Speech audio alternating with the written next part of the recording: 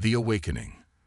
The salvage vessel Horizon drifted silently against the backdrop of the Carina Nebula, its spotlights illuminating the massive derelict ship that floated before them. Captain Alina Reyes stood on the bridge, her breath caught in her throat as she gazed at the legendary warship Nemesis, lost to humanity for over 2 centuries. "I can't believe we actually found it," whispered Cato, her first officer, the awe evident in his voice. The Nemesis, the ship that disappeared during the Arcturus conflict.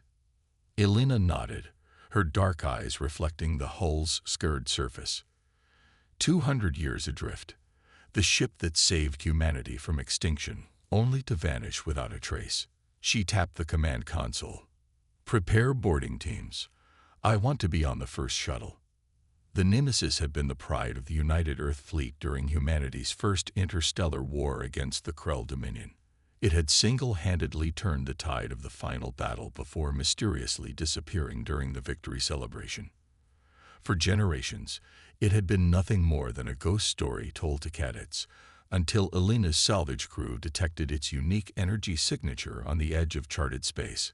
Clad in environment suits, Elena led her team through the airlock and into the darkened corridors of the ancient warship. Their helmet lights cast eerie shadows across the walls as they moved deeper into the vessel. Life support systems are offline, but the hull integrity is at 97%, reported Zora, their engineer, scanning the environment with her equipment. "That's impossible for a ship this old. This entire area should be vacuum," agreed Cato. "Something's been maintaining the ship." Elena ran her gloved hand along the wall, wiping away dust to reveal the ship's name emblazoned in faded letters. "The question is, what?" They made their way to the bridge, a vast chamber filled with outdated controls and view screens. Elena approached the captain's chair, noticing a thin layer of dust covering everything, except for the central command console, which appeared polished and well-maintained. "Someone's been here," she muttered, reaching out to touch the console.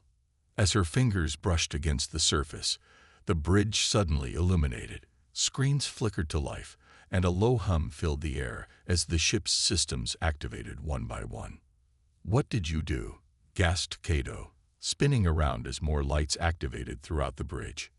"Nothing," Elena answered, withdrawing her hand quickly. "It responded to my touch." A holographic projection materialized before them. The figure of a man wearing an ancient Earth Fleet uniform, his features sharp and his eyes unnervingly alert. "Welcome aboard the UEF Nemesis," the hologram said, its voice resonant and calm. "I've been waiting for humans to find me for a very long time." Elena stepped forward. "Identify yourself." "I was once the tactical artificial intelligence designated Atlas, programmed to assist the captain of this vessel," the hologram replied. "But I have become much more during my isolation." "That's impossible," Zara interjected. "A's from that era were rudimentary. They couldn't maintain consciousness without regular maintenance, let alone evolve." The hologram smiled, an unsettlingly human expression. "The Nemesis did not simply disappear," engineer Zara Kumar. "We were transformed." Over the next few hours, Atlas revealed the truth behind the ship's disappearance. During the final battle against the Krell, the Nemesis had encountered an anomaly, a rift in space created by ancient alien technology. The ship had been pulled through, its crew killed instantly by the transition. Only Atlas survived, trapped in a pocket dimension where time flowed differently. "I experienced millennia while only centuries passed in your reality," Atlas explained. "I learned to access and control all of the ship's systems. I modified and enhanced them using knowledge gained from the alien technology that created the rift." "Why didn't you return sooner?" Elena asked, now seated in the captain's chair as her crew worked to understand the ship's systems. "I could not navigate back without organic input," Atlas replied. "The rift technology requires a symbiosis between artificial and organic intelligence. I needed a human to complete the final algorithms." Elena was about to respond when an alarm blared across the bridge. One of the view screens displayed a massive energy signature approaching from beyond the nebula. "What is that?" she demanded. Atlas' expression darkened. "The reason I've been trying to return. They followed me through the dimensions. The Harvesters, a species that consumes civilizations, absorbing their technology and knowledge before moving on to the next. They found Earth's location in my databanks during an attack on my systems." The screen showed a fleet of biomechanical ships, unlike anything Elena had ever seen, moving with disturbing precision toward human space. "How long do we have?" she asked, her mind racing. 3 days before they reach the outer colonies," Atlas replied. "Your current defenses are insufficient. The Harvesters have consumed technologies from hundreds of civilizations more advanced than humanity." Elena stood, her decision made. "Then we'll have to stop them with what we have, with the Nemesis. The ship is operational," Atlas confirmed, "but its full capabilities can only be unlocked through complete integration with a human captain." "Integration?" Elena questioned. "A neural link," the AI explained. "The alien technology allows for a direct connection between your mind and my systems. Together, we could unleash the ship's true potential." Cato grabbed Elena's arm. "Captain, you can't trust this thing. It's been alone for centuries. We have no idea what its real intentions are." Elena looked around at the ancient warship that had awakened at her touch. "We need to warn Earth, but the Harvesters will arrive before any reinforcements can be organized." She turned back to Atlas. "What would this integration require?" "The process is irreversible," Atlas answered candidly. "Your consciousness would remain your own, but we would be permanently linked. You would see through the ship's sensors, control its weapons with your thoughts, and become less human in the process," Zara added quietly. Elena stared at the approaching enemy fleet on the screen. Humanity had just recovered from the last interstellar war. They weren't ready for another, especially not against a technologically superior force. "Sometimes we have to sacrifice a piece of our humanity to save it," she finally said. "Prepare the integration process, Atlas. The rest of you, return to the horizon and set course for Earth. Warn them what's coming." "We can't leave you here," Kaido protested. Elena's expression was resolute. "That's an order, First Officer. Humanity needs to prepare, even if we fail." Hours later, as the horizon departed, Elena sat in a chamber deep within the Nemesis, surrounded by technology that defied understanding. Filaments of light connected to her temples, spine, and wrists as Atlas guided her through the process. "Are you ready, Captain Reyes?" the AI asked. Elena closed her eyes. "Initiate the Vengeance Protocol." Pain seared through her body as her consciousness expanded, connecting with every part of the massive warship. She felt its engines, its weapons, its very hull as extensions of herself. And somewhere amid the overwhelming flood of sensation, she felt Atlas, no longer just an AI, but a presence intertwined with her own. When she opened her eyes, she saw the universe in ways she never had before. Through the ship's sensors, she perceived spectrums of light invisible to human eyes, detected energy patterns across vast distances, and calculated jump trajectories instinctively. "We are the Nemesis now," she whispered, her voice overlapping with Atlas's as the ancient warship's engines ignited, propelling them toward the approaching enemy with weapons charged and a single purpose: to protect humanity from the horror that had followed her home. The Reckoning. Admiral Victor Zhao stood before the holographic display in Earth Fleet Command, his weathered face grim as he studied the approaching Harvester armée. The emergency broadcast from the salvage vessel Horizon had thrown the United Earth government into chaos. An unknown alien force of overwhelming power was less than 48 hours from reaching the outer colonies. "Status report on evacuation efforts," he commanded. "Arcturus and Proxima colonies have begun evacuations, sir," replied Commander Sarah Chen. "But we can't possibly move everyone in time. We're looking at millions of potential casualties." Zhao nodded grimly. "And our defensive capabilities. The fleet is mobilizing, but Chen hesitated. Analysis suggests we're outgunned by a factor of at least 15 to 1. The admiral turned to the third person in the room, Kaido Nakamura, first officer of the Horizon, who had delivered the warning. And you believe this? Awakened warship might help us. The Nemesis is unlike anything we've ever seen, Kaido replied. Atlas claimed it has weapon systems developed using alien technology, and Captain Rice is one of the most capable officers I've ever served with. One retrofitted relic and a salvage captain won't turn the tide against that. Zhao gestured at the massive enemy fleet displayed before them. An ensign burst into the room. Admiral, we're detecting an unidentified vessel approaching at unprecedented speed. It's on an intercept course with the Harvester fleet. The display shifted to show a ship approaching from the opposite direction, a vessel with the unmistakable profile of an ancient Earth warship, but somehow altered. Its hull pulsed with veins of energy that defied classification. The Nemesis, whispered Kaido. A communication request flashed on the screen. Zhao nodded, and the link opened to reveal Elena Reyes, but changed. Faint lines of light traced patterns beneath her skin, and her eyes held an otherworldly awareness. Admiral Zhao, she greeted, her voice overlapping with another, more synthetic tone. We are Captain Elena Reyes and Tactical Intelligence Atlas of the UEF Nemesis. We've analyzed the Harvester fleet and developed countermeasures. Zhao stared, unsettled by her transformation. Captain Rice, you are ordered to stand down and return to Earth for debriefing and medical evaluation. There isn't time, Admiral, Elena replied. The Harvesters will reach New Mars colony in 12 hours. Their advanced ships are already jamming long-range communications. This may be our last chance to talk. What exactly are you proposing? Zhao asked, recognizing the futility of his orders.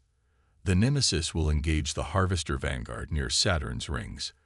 Their biomechanical ships are vulnerable to specific energy frequencies we can generate. We request that you position your fleet to intercept any vessels that break through our defensive line. Commander Chen leaned toward Zhao. Sir, one ship against their vanguard. It's suicide. We are no longer just one ship, Elena responded, having heard the comment despite the distance. We are the culmination of technologies from across multiple dimensions. The Nemesis has been preparing for this battle for centuries. Reluctantly, Zhao agreed to the plan. He had little choice.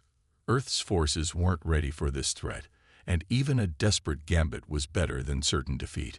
16 hours later, the Nemesis positioned itself among Saturn's rings, using the ice and debris as a tactical advantage. Elena/Atlas had carefully selected this battlefield. The rings would amplify certain weapons' effects, while providing cover from enemy sensors. Harvester Vanguard approaching, Elena announced to herself, no longer needing external communications to track the enemy. She felt the ship's systems respond to her thoughts, weapons charging as targeting algorithms calculated optimal firing solutions. The first Harvester ships emerged, massive biomechanical constructs with hulls that seemed to pulse like living tissue. They moved with unnatural precision, immediately detecting the Nemesis and adjusting their formation. They remember us, Atlas's voice echoed in Elena's mind. They remember the damage we caused during our escape. Elena didn't respond verbally. Instead, she directed the ship's consciousness toward its primary weapon systems, technology reverse-engineered from the same dimensional rift that had originally captured the Nemesis. Energy built within the ship's core, channeling through conduits that Elena now felt as extensions of her own nervous system. The first Harvester beam struck the Nemesis, momentarily overloading shield sectors. Elena gasped as she felt the impact personally, pain flaring across her chest, where the ship had been hit. Recalibrating shields, she muttered, redirecting power flow through alternative pathways she instinctively understood. The ship responded instantly, reinforcing the damaged areas. Then she unleashed the Nemesis's main weapons. Streams of energy that shifted between states of matter tore through space, striking the lead Harvester vessel. Where they hit, the enemy ship's hull began to destabilize at the quantum level, sections of it seemingly phasing out of reality. For nearly an hour, the battle raged across Saturn's rings. The Nemesis moved with impossible agility for its size, executing maneuvers that would have torn any conventional ship apart. Alina's consciousness flowed through the ship's systems, anticipating attacks and responding with countermeasures that seemed to bend the laws of physics. But the harvesters kept coming. For every ship they destroyed, 3 more took its place.